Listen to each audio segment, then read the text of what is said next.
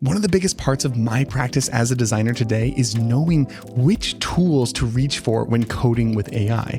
I've tried a lot of different workflows over the last year, and I've come up with a mental model that I find very useful. So I'm going to share it with you today. These are the quadrants that exist inside of my brain. And the x-axis is the size of whatever I'm working on. Is it a quick P3 bug fix, or are we going 0 to 1 on some really big, meaty, ambiguous idea? And the y-axis is how much of the material that I'm going to work with already exists in production. Is this feature work that is starting from a blank slate, or maybe we're just iterating on something that is already shipped? There's a lot of hype right now on Twitter about how the canvas is dead and everything has to exist in code. And honestly, I think it's kind of ridiculous. And not to overuse the double diamond metaphor, but I think there is merit to thinking of our work that way, because a lot of times it's very unshaped. We have no idea what problem we're even solving or what way to approach it. And if that's the case, man, I love making a mess on a canvas. And I actually use a lot of writing. Like, this is often what the initial stages of my design looks like. You can see how ridiculous this is, right? Like, I'm just not ready to start playing in code. I just want to get the general shape of an idea. Now, when we look at the bottom left quadrant, there are currently 3 AI prototyping tools that I reach for. The first is Figma Make, Lovable, and Dessin. And if I already have UI that is ready to go, then Figma Make is pretty great at spinning up that initial scaffold. I'll give you a couple examples. A few months ago, I was blank canvas exploring a new type of publish flow for in-flight. And this was all happening in the canvas. And as a part of that, I had this little top component here. I had the idea for this little spinning progress component that would actually count down and jiggle once you get to your limit. And since I already had the component outlined in Figma, it was really easy for me to just port this over to Make, nail down exactly how I want the interaction to feel. And then I actually just grabbed this URL and included that on the canvas as a part of handoff. Another example is the Figma plugin. Like, I designed all of this pixel by pixel inside of Figma. And then I realized, man, I need some kind of a little success animation. And so I whipped this up really quickly, made it so that the developer could grab just the animation code below, and then that was shipped to prod within the hour. And it's a nice example of when Figma Make can be really useful. Like, this did not take me many prompts at all. Now, if you're dealing with something where maybe you don't have a bunch of UI ready to go, or maybe it's slightly larger where you think you're going to have 10, maybe even 20 prompts, then I do find that Lovable ends up being a little bit faster in the long run, and I'm able to wield the tool more effectively. This example here is the vibe slider, where we knew we were going to build this inside of Rive, and I wanted to just get a really rough proof of concept that I could send to Bartek, the animator, to bring it to life pixel by pixel. So I did some exploring with Lovable and eventually landed on this general interaction after, about 30 minutes. And I had none of this UI up front. So it was a pretty good use case for Lovable. Real quick message, and then we can jump back into it. So I got a new computer recently. And what do you think was the very first app that I installed? Now, if you've been listening to this show for a bit, then you probably guessed that the answer is Raycast. But at this point, it is an extension of my fingertips and a fundamental way that I use my computer. And I'm not alone. I see this sentiment from people I looked up to on Twitter all the time. So if you're still on the fence, just do it. Download Raycast and thank me later.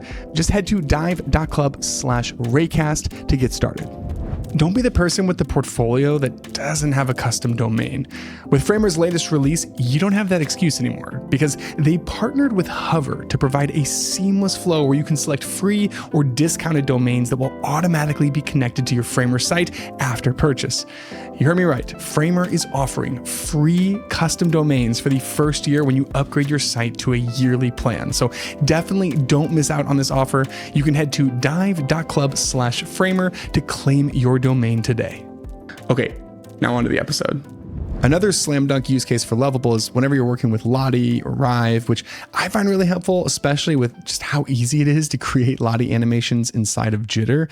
Like these were made in, I don't know, like 5 minutes in Jitter. And I just wanted to test them out in this component, which didn't already exist in production. So I whipped up these cards really quickly and just played with this hover effect. And then I would go back into Jitter and tweak some things and then reload it in Lovable. And that creative process worked really well. And still to this day, these animations exist inside of production.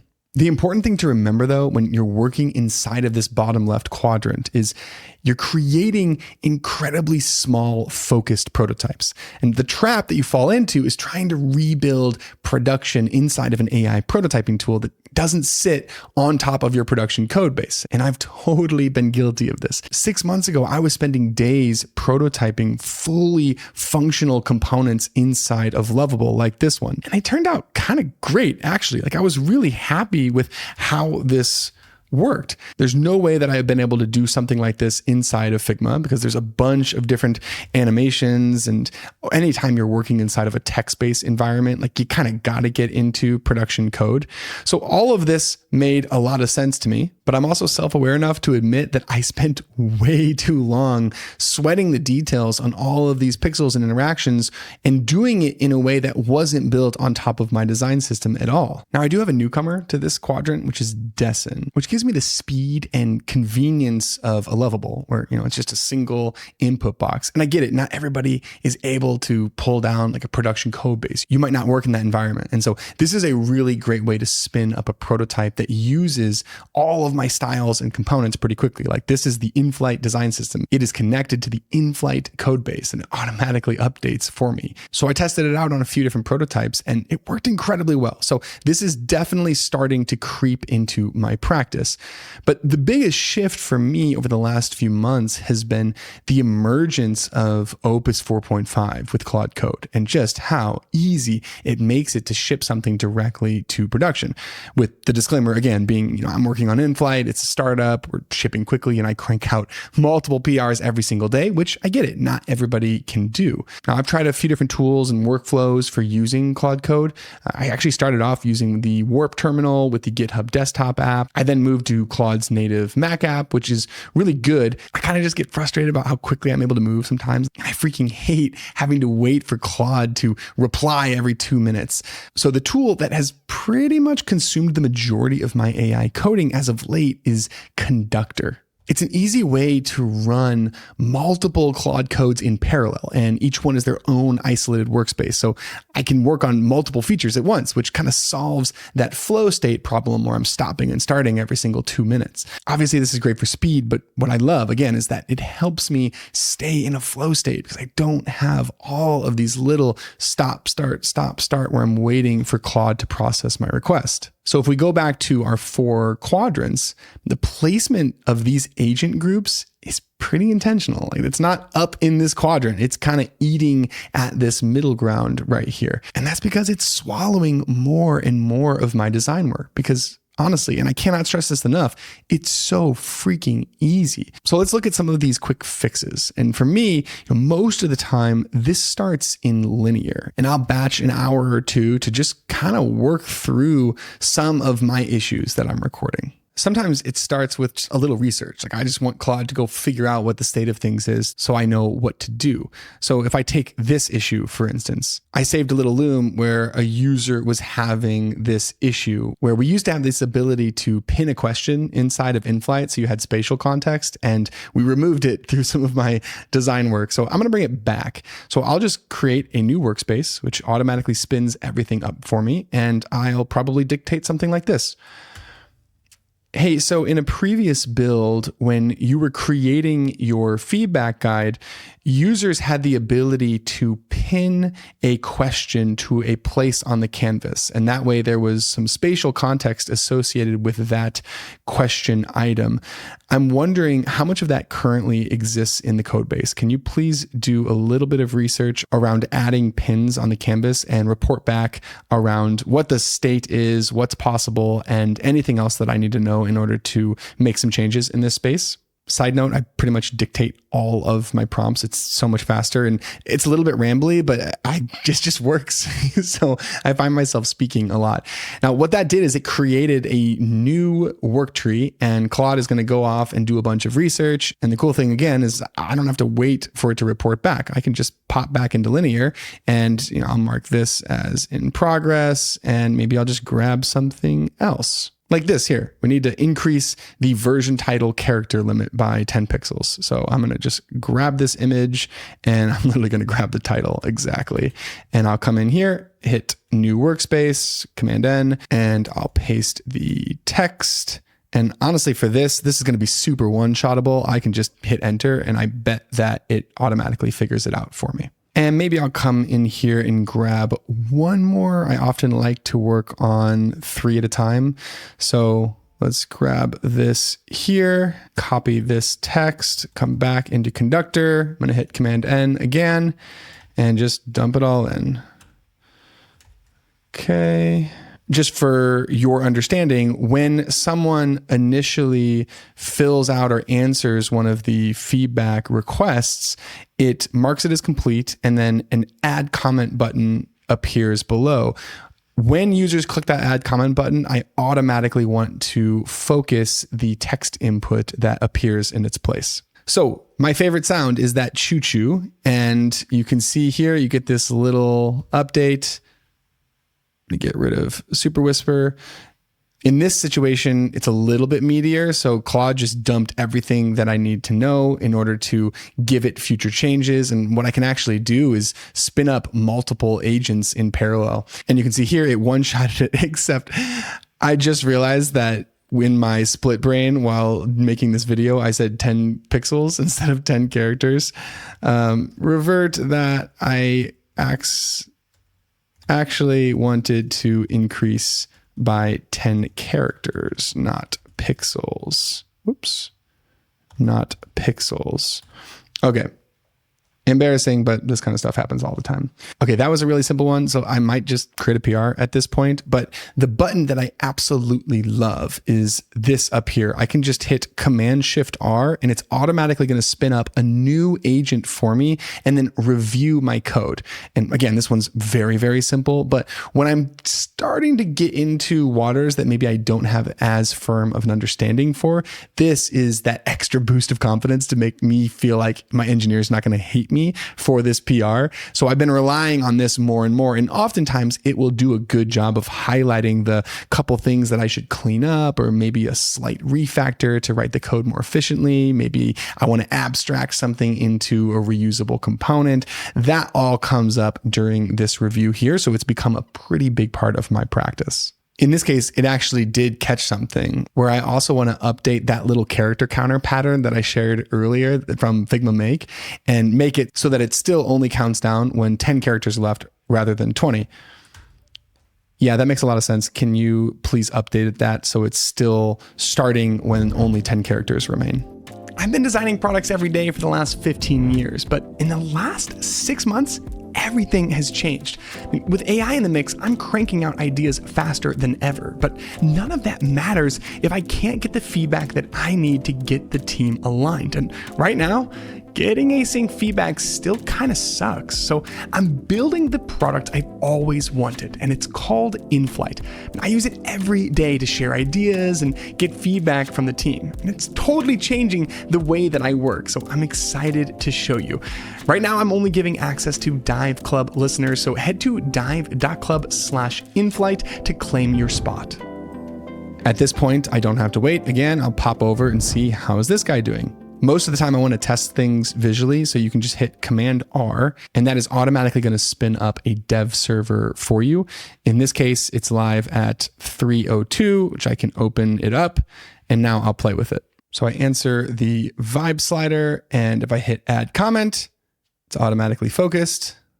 Test it again for good measure. We are looking Good. So at this point, I can hop back into Conductor, confirm that adding comment autofocus is working great. I'll go ahead and create a PR. And then while that's processing, I can pop back over here. We've increased the max title length. So this looks good. I'll create another PR, hop back into my autofocusing the comment, and you can see it's here. I can go ahead and click on this and it's going to automatically open it up in GitHub, write a little description, test plan, and I can ask for a quick review. Now, obviously, not all design work is one-shotable in this top left quadrant. So if we think about this top right quadrant, this is where, maybe I do have some building blocks to work with in production. Maybe a good amount of it is, back-end logic that I'm trying to understand and extrapolate. Regardless, it's probably, a pretty big, meaty idea that I have to strategically break down with AI. And this is where I like to use the Claude Code Mac app as a CTO to help me prompt and evaluate the output of what I'm getting inside of Conductor. As an example, I'm actually working on my own kind of personal operating system to replace Obsidian and be my hub that I can just keep iterating on. And actually, a lot of dive.club workflows will be done inside of this tool. And you can see, working title, RidOS, I hate naming things. And I have this development plan. I have a Claude integration, which apparently is called Molting now, as well as a Claude MD of just the top level context of the project. And I had a lot of back and forth with Claude to help it understand what I was trying to accomplish. Like if I open up this original message, it's talking about my goals and I want to understand feasibility. And basically, I want to build my perfect productivity software that is designed specifically for my workflows and use cases. And then I just went for it. I mean, look at the amount of back and forth that I had one evening with Claude, just having it ask me questions. And then I would give answers and it would refine. And then I would tell it to commit certain things to memory. And I'm just building up this understanding so that Claude can effectively function as my CTO and help me create some of these initial project docs. So the most important one is this development plan here. And I specifically asked Claude to break it up into phases and to think strategically about which work can happen in parallel so that I can use separate Conductor work trees as well as separate Conductor agents within an individual PR as effectively as possible. So you can see this is phase one, the core data layer. And what I'm doing is I'm creating a new chat for each one of these phases. And then I actually have Claude write the prompts for Conductor for me. So if I scroll all the way up here, these are separate Conductor worktree chats, and then it's simultaneously writing the prompt for each one of them. I literally don't even read these. I kid you not. I just grab them and paste it into Conductor because I've already done all of the work up front in the planning phase. What I then do is tell Conductor that it has to report back to the CTO. And I take that report, I paste it back into Claude, and I ask it to evaluate the output, make sure everything looks good, and then it will create the prompt for the next step. Now, this is obviously a pretty heavy duty example because I'm custom creating a product for myself from scratch, but the same concept applies even when I'm working with in-flight, for instance. Like if I'm going to tackle a larger feature that I know is going to touch some back-end stuff and be a little bit more involved, like I'm not just working on a P3 bug kind of thing, I'll often give Claude Mac app the context up front, have it help me write my prompts, and then I play that back and forth game where I have this CTO to evaluate the output on top of using Conductor's built-in code review agent as well. And it's just a way for me as a designer who, I do consider myself more of a builder, but I'm not a senior engineer kind of person. And this way I'm kind of double and triple checking my work with AI. Now, I can't emphasize enough that this is my mental model and the way that I'm personally practicing as a designer. And everybody's going to be a little bit different based off of where you're at in your career, the type of company that you work at, and especially at the rate things are changing with AI. But hopefully this adds a little bit of clarity and helps you think about which tools to reach for at which parts of your process. And I'm still learning as I go. I can't emphasize that enough. So I'm sure there's going to be a part 2 of this episode as well. Before I let you go, I want to take just 1 minute to run you through my favorite products because I'm constantly asked what's in my stack. Framer is how I build websites. Genway is how I do research. Granola is how I take notes during crit. Jitter is how I animate my designs. Lovable is how I build my ideas in code. Mobbin is how I find design inspiration. Paper is how I design like a creative. And Raycast is my shortcut every step of the way. Now, I've hand selected these companies so that I can do these episodes full time. So by far, the number one way to support the show is to check them out. You can find the full list at dive.club/partners.